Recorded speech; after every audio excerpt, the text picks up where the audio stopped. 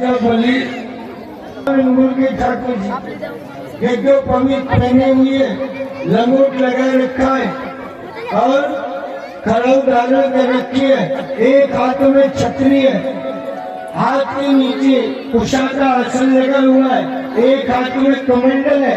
धीरे धीरे प्रवेश किया और जैसे प्रवेश किया जहाँ याचक लोग आकर के बैठते उस लाइन में बैठ गए भगवान।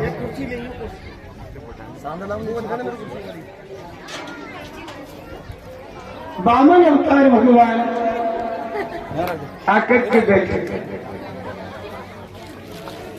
सभी एकत्रित हो रहे। महाराज बोलिए वामन अवतार भगवान की जय। बैठा दो जी आसन। भगवान वामन अवतार वामन अंगुल के ठाकुर राजा बलि के यज्ञ में जाकर के बैठ गए। बोले राजा, मैंने पृथ्वी के ऊपर तुम्हारा नाम सुना, तुम बड़े दयालु राजा, धर्मात्मा राजा, पुण्यात्मा राजा, जो जिसने आकर के तुमसे मांग लिया वही तुम देते हो। बोले महाराज, ठाकुर जी ने मुझे कुछ दिया है तो मुझे देने में क्या दिक्कत है? सब दिया हुआ ठाकुर जी का ही तो है, मेरा क्या है?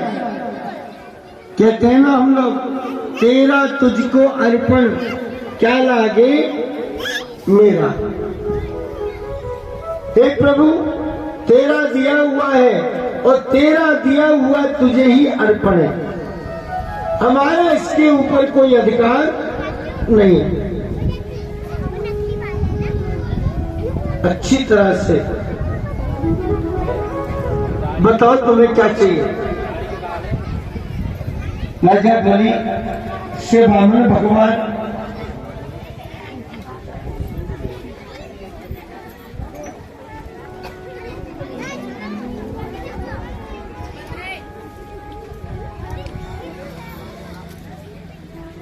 राजा बलि से भगवान कहने के लिए लगे। बोले राजा, मैंने त्रिलोकी के बीच में तेरा नाम सुना, तो मैं भी तेरा नाम सुन करके याचना लेकर के आ गया। बोले महाराज, आपने नाम सुना है कि हाँ, आप दान वीरों के बीच में बड़े धर्मात्मा राजा, और मैंने देखो तुम्हारे यहाँ तो पहली बार आया हूं मैं, लेकिन तुम्हारे बाबा थे ना बाबा, तुम्हारे बाबा मेरे परम भक्त थे। कोई आकर के बैठे, राजा बलि ने विचार किया, जी ये छोटा सा बालक और बात कर रहा है बाबा परबाबत। बोले महाराज, मेरे परबाबा कौन? बोले हिरण्यकश्यप। हिरण्यकश्यप के प्रहलाद और प्रहलाद का भैरोचन और भैरोचन का बलि। ये तो चार पीढ़ी तक के लेखे जोखे को लिख करके बैठे। बोले महाराज, आपने मेरे बाबा परबाबा देखे? अरे बोले देखे नहीं, तेरे बाबा तो रोजाना मेरे पास ही आते, और जब तक वो आकर के मेरी गोदी में नहीं बैठते ना, तब तक उनको तसल्ली नहीं होती। अच्छा बहाना कर रहे हैं। अब तो राजा ने विचार किया कि ये तो मेरे 3-4 पीढ़ी आगे से परिचित है, इतने दिनों से आवागमन है इस घर में। बोले ठीक है महाराज, आपने बड़ी अच्छी कृपा करी। राजा, मैंने तेरा नाम सुना है, तू बड़ा धर्मात्मा राजा, पुण्यात्मा राजा, जो जिस याचक ने आकर के मांग लिया वही तुमने दे दिया, ऐसा मैंने सुना है। बोले महाराज, ये सब आपकी कृपा है। तो राजा, हम भी कोई याचना लेकर के आए बोले महाराज बताओ। बोले हमारी याचना ज्यादा लंबी चौड़ी नहीं है, छोटी सी है। क्या है? बोले छोटी सी याचना है। बोले कौन सी याचना ये तो बताओ। बोले जी हमारी याचना ये है, केवल 3 पेंड भूमि का था, छोटा सा हमारा कद है, ज्यादा लंबे पूरे हम है नहीं।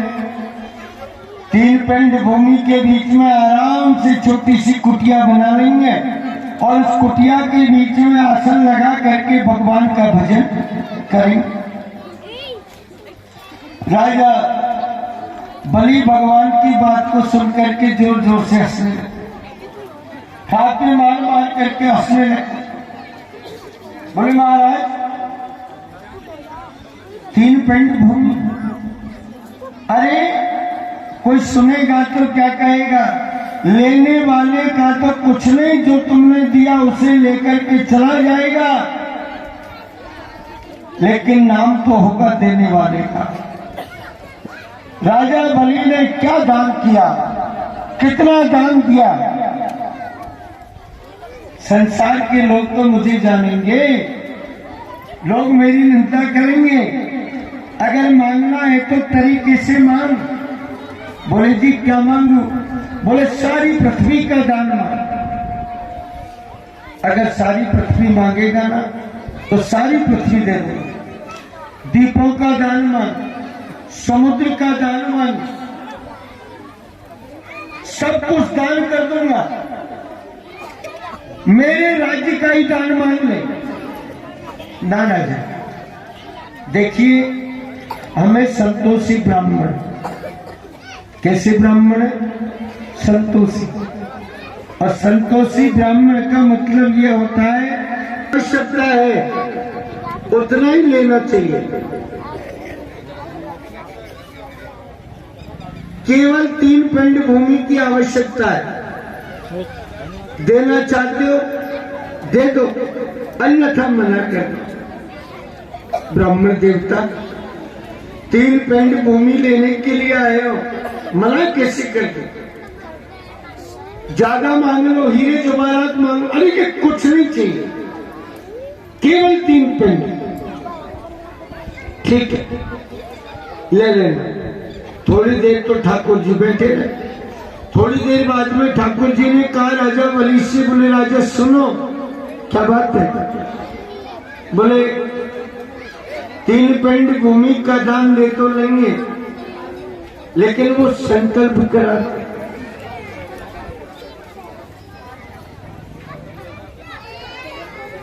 संकल्प करा दो जिससे तुम भी फ्री और हम भी फ्री। फिर नाप तोल तो बाद में करते रहेंगे, एक बार संकल्प तो हो। हमारे भी यजमान आकर के संकल्प कर जाए। महाराज शुक्राचार्य जी महाराज ने राजा बलि को समझा दिए।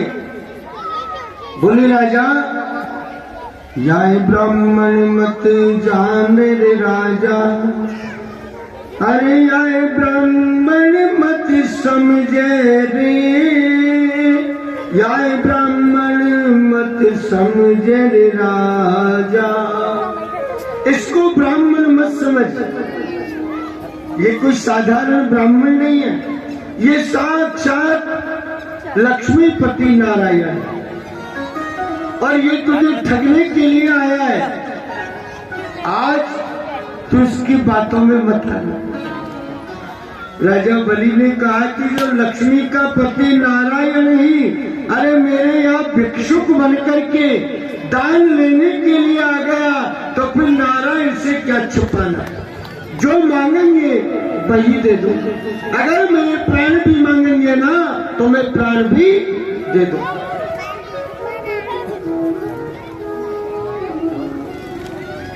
बहुत मना किए, शुक्राचार्य जी ने बहुत समझाए, लेकिन राजा बलि ने गुरु जी की बात नहीं मानी। शुक्राचार्य जी ने क्रोधित होकर के राजा बलि को श्राप दे दिया, जा रे राजा, तूने मेरी बात नहीं मानी, तुझे तेरी राज्य लक्ष्मी के ऊपर घमंड है, मैं तुझे श्राप देता हूं, तेरी राज्य लक्ष्मी नष्ट हो जाए। बंधुओं, थोड़ी देर पश्चात माया ईश्वर की इच्छा राजा को बैठाए, गंधाक्षर पुष्पात में दे दिया। अब मेरे भाई बहन बिगड़ जल के जोड़े से खड़े हो।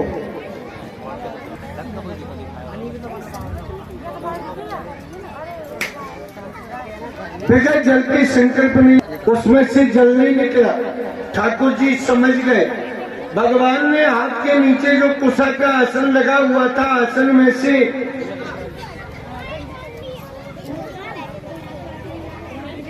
बंद हो गया। लहू बहने के लिए लगा। गुरुजी बाहर निकले, चीखने लगे, चिल्लाने लगे, भगवान को कहा महाराज आपने क्या कर दिया। ठाकुर जी कहने के लिए लगे, गुरुदेव आप रामजाले में जाकर के क्यों बैठे, इतनी लंबी चौड़ी यज्ञशाला बनी हुई है, अरे यज्ञशाला में बैठ के ना रामजाले की तूती में जाकर के क्यों बैठे। बंधुओं, एक बात कहूं, कितने लोगों का स्वभाव होता है धर्म के काम में टाल लगाना। ध्यान से सुनिए, तो अगर अपने जीवन को धन्य बनाना चाहते हो ना, तो धर्म के काम में टाल लगाना बिल्कुल बंद कर दो। अच्छे काम में, अरे बुरे काम में टाल लगाओ, अच्छे काम में टाल लगाने से क्या मतलब। और देखिए, अगर कोई व्यक्ति धर्म के काम में अड़चन लगाता है ना, टाल लगाता है, तो समझ लेना उसका भी कोई हाल होता है जो हाल शुक्राचार्य जी का हुआ। भगवान कहने के लिए लगे कि दान देने वाले राजा बलि है, लेने वाले हमें, तो भैया फिर ये बीच वाले की छाती का को फटे। गुरु जी शुक्राचार्य जी महाराज रामझारे की ड्यूटी में जाकर के क्यों बैठे। बोले महाराज जब आपने मेरी काया को कलंकित कर दिया, बोले गुरुजी तुमने काम ही ऐसा किया है, मैं क्या करूं। कलंकित तो आपको होना ही था, लेकिन फिर भी जाओ, कोई बात नहीं। संसार के बीच में पृथ्वी के ऊपर कोई भी नई नवेली दुल्हन अपने पियर से अपनी ससुराल को जाएगी ना, तो मैं दाएं तरफ और सन्मुख लेकर के नहीं जाएगी, आपको पीठ दिखा करके और जब जाएगी। दुरागमन मुहूर्त होता है, कोने का मुहूर्त, उसमें आप लोग पंडित जी से पूछते हैं ना कि महाराज शुक्राचार्य जी किधर, बुला दो।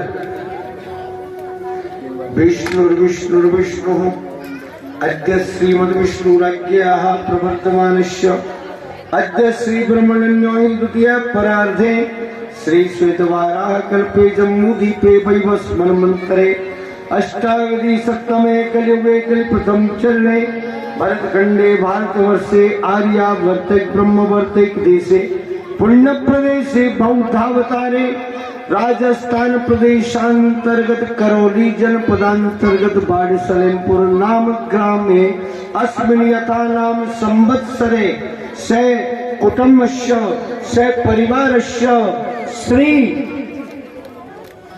हमारे पूर्वज बाबूसा महाराज प्रसन्नता एतद समस्त कुल के देवता प्रसन्नता सिद्धि द्वारा निमित्त श्रीमद्भागवत सप्ताह यज्ञ कर्मणि से परिवारस्य से कुटुंबस्य से ग्रामस्य शांति शांत्यर्थ एतद सुख समृद्धि निमित्त्यर्थ श्रीमद् भागवत सप्ताह यज्ञ कर्मणि निमित्तय श्री वामन अवतार भगवान कथा प्रसंगेन 3 पिंड, इधर देखो सर ध्यान से, 3 पिंड भूमि दानम संकल्पम संप्रदय, ध्यान से सुनना। वो तो भगवान थे और भगवान का रूप केवल 52 अंगुल का ही था, भगवान का कद। अब वो तो ठाकुर जी थे, वो तो क्षण भर की थे, तो उनका तो 3 पिंड में काम चल गया। लेकिन साहब यहाँ 3 पिंड में काम नहीं चलेगा, एक प्लॉट की व्यवस्था संभाल लो, एक प्लॉट की व्यवस्था कर लेना, ठीक है। श्रीमद् भागवत सप्ताह दानम अर्पण मस्तु, छोड़ो। बोलिए वामन अवतार भगवान जय हो। ढोक दे दो और दाजी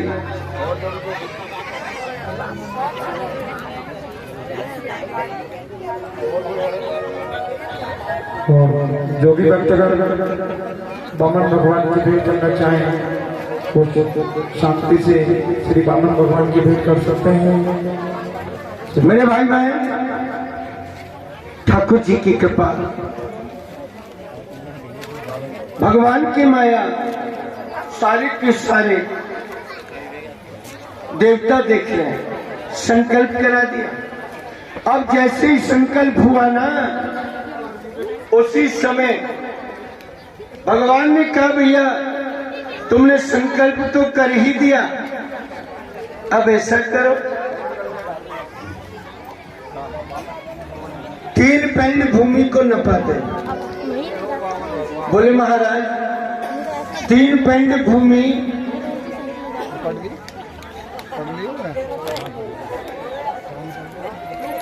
जहां आपकी इच्छा हो बहना, त्रिलोकी के बीच में सारा राज्य मेरा ही है, जहां आपकी इच्छा हो ना बाहर ले लो, वही नाप लो। बहुत कुछ कहा, बहुत कुछ समझाए, नापने के लिए लगे। एक पिंड के बीच में भगवान ने सारी पृथ्वी को नाप लिया, और दूसरा पिंड ऊपर के लोगों के लिए, ऊपर के लोग नापने के लिए कहा, सत्यलोक के बीच में ऊपर, और भगवान वामन अवतार ने अपना पिंड पहुंचा दिया। सत्यलोक में पहुंच गए ठाकुर जी का पिंड, ब्रह्मा जी के लोक में। अब वहां जब ब्रह्मा जी के लोक में पिंड पहुंचा, भगवान के चरणार बिंदों को देख करके ब्रह्मा जी समझ गए कि ये कोई साधारण चरण नहीं है, ये साक्षात भगवान वामन अवतार के चरणार बिंद है। तो भगवान वामन अवतार के चरणों को देख करके, और महाराज कमल कर लिया। मेरे भाई बहन, उसी कमल दल के बीच में से समय आने पर और गंगा महारानी अवतरित हुई। इधर 2 पिंड हो गए। भगवान ने राजा बलि को कहा, राजा तीसरा पिंड कहाँ रखो? 2 पिंड हो गए, पहला दूसरा, अब तीसरा कहाँ रखो? भगवान से राजा बलि ने कहा, बोले प्रभु अभी आपने जब संकल्प कराया तब तो आपका छोटा सा रूप था, मात्र केवल 3 पिंड का दान मांगा आपने, 52 अंगुल के थे, तो इतनी देर में आपका इतना विशाल रूप कैसे हो गया?